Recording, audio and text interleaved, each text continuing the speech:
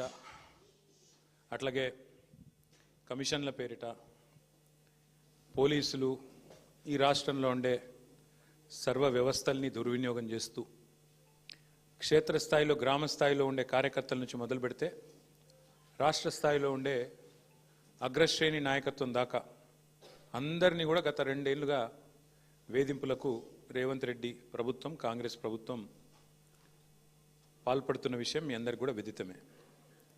ఆ పరంపరలో భాగంగానే ఇవాళ పెద్దలు మాజీ మంత్రివర్యులు శ్రీ హరీష్ రావు గారిని ఈరోజు ఫోన్ ట్యాపింగ్లో ఏదో విచారణ పేరిట వారు నిన్న రాత్రి అక్కడ సిద్దిపేటలో ఉంటే అర్జెంటుగా ఆగమేఘాల మీద మీరు పొద్దున్నే రావాలా అని చెప్పి రాత్రి 9 గంటలకు నోటీస్ ఇచ్చి పొద్దున్న 11 గంటలకి హరీష్ రావు గారిని రమ్మని ఆదేశిస్తే ఈ దేశంలో ఉండే చట్టాలు న్యాయ వ్యవస్థ రాజ్యాంగం వీటి మీద గౌరవం ఉన్న ఒక పౌరుడిగా ఒక నిబద్ధత కలిగిన నాయకుడిగా రాత్రికి రాత్రి వాళ్ళ పొద్దున నిజానికి ఆయన కార్యక్రమాలు ఉన్నాయి సిద్దిపేటలో అవన్నీ రద్దు చేసుకొని ఈరోజు రాత్రికి రాత్రి హుటాహుటిన బయలుదేరి వచ్చి దాదాపు రాత్రి 12 గంటలకు హైదరాబాద్ చేరుకొని వాళ్ళ పొద్దున ఉదయమే మళ్ళీ తిరిగి విచారణకు హాజరైనారు. కానీ ఈ విచారణ చూస్తూ ఉంటే ఈ గవర్నమెంటు ముఖ్యంగా కాంగ్రెస్ పార్టీ యొక్క వైఖరి చూస్తుంటే గతంలో చెప్తారు తాను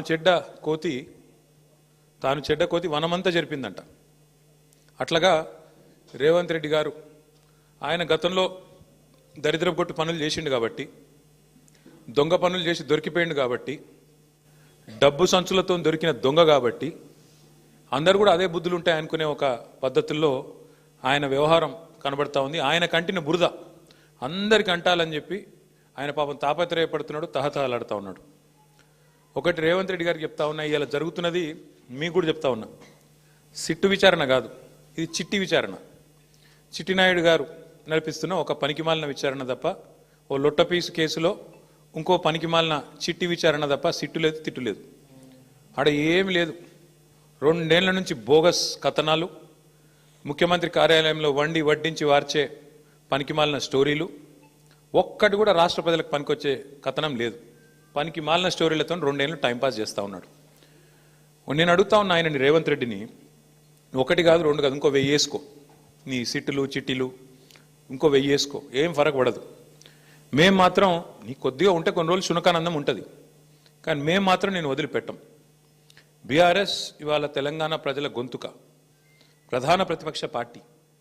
మీరు ఎన్నికల్లో ఆనాడు మమ్మల్ని ఓడించడానికి అడ్డమైన మాటలు చెప్పి అడ్డగోలు హామీలు ఇచ్చి అందమైన అబద్ధాలను 6 గ్యారంటీ కార్డుల రూపంలో ప్రచురించి ఆ రోజు ప్రజలను ఏదైతే బురిడి కొట్టించినారో మేము ప్రజల తరపున గట్టిగా మాట్లాడుతున్నాం అనేది నీ బాధ.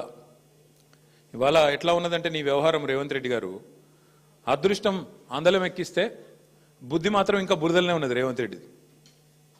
రాజకీయంగా ఇంకా కూడా ఆయనకు జ్ఞానం రాలే, ముఖ్యమంత్రి అన్న సోయి లేదు.